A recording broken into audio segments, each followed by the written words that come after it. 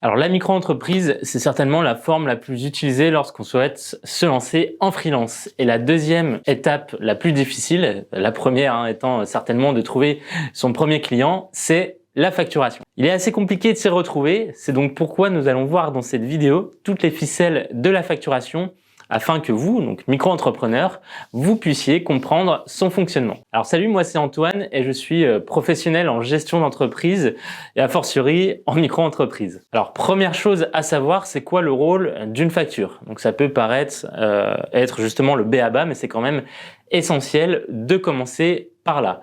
Donc une facture, c'est essentiellement un récap détaillé de tout ce qu'on vend et des services qu'on fournit en tant qu'auto-entrepreneur ou micro-entrepreneur. Mais pourquoi c'est si crucial de faire une facture?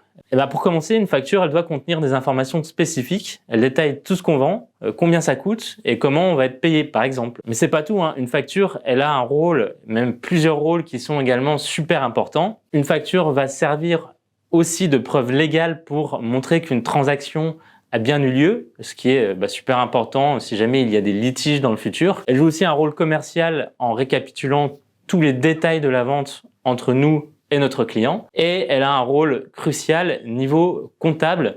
En tant que micro-entrepreneur, on doit absolument tenir notre livre de recettes et ça, les factures nous aident forcément à le faire. Enfin, elle a aussi une importance fiscale.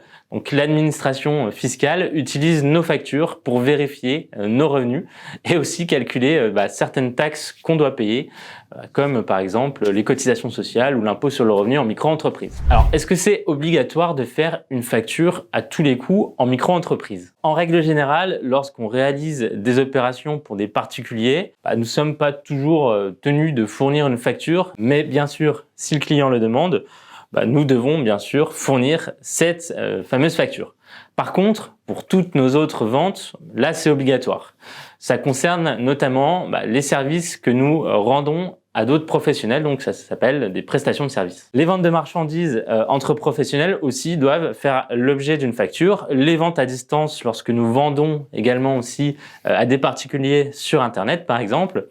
Et enfin, les ventes aux enchères publiques pour des œuvres d'art ou des biens d'occasion. Potentiellement, on doit aussi avoir une facture. Alors, quel format pour vos factures? Est-ce qu'on part sur des factures papier, Excel ou des factures électroniques? Essentiellement, on évoque trois options quand il s'agit d'éditer une facture. Donc, je viens de les dire, papier, Excel ou faite sur un logiciel de facturation dédié. Donc, sans surprise, faire ces factures papier ou sur Excel, c'est pas les solutions à privilégier, effectivement. C'est là où on va pouvoir retrouver des erreurs qui peuvent se glisser facilement.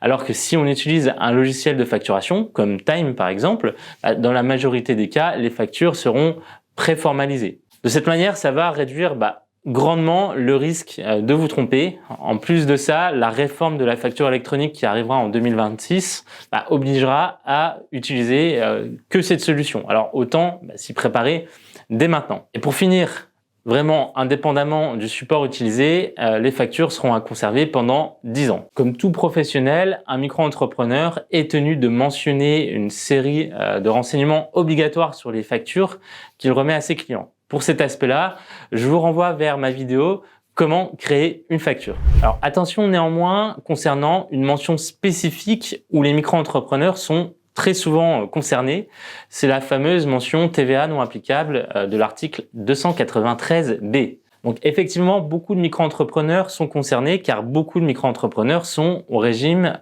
franchise en base de TVA à la création de l'activité et y restent. D'ailleurs, dites-moi dans les commentaires si vous souhaitez que je fasse une vidéo à ce sujet. Cette fameuse mention, veillez bien à la faire figurer. En tant que micro-entrepreneur, on va aussi pouvoir rencontrer deux autres cas. Le premier, c'est si vous êtes membre d'un centre de gestion ou d'une association agréée. Vous devez indiquer sur la facture « membre d'une association agréée, le règlement par chèque et carte bancaire est accepté ».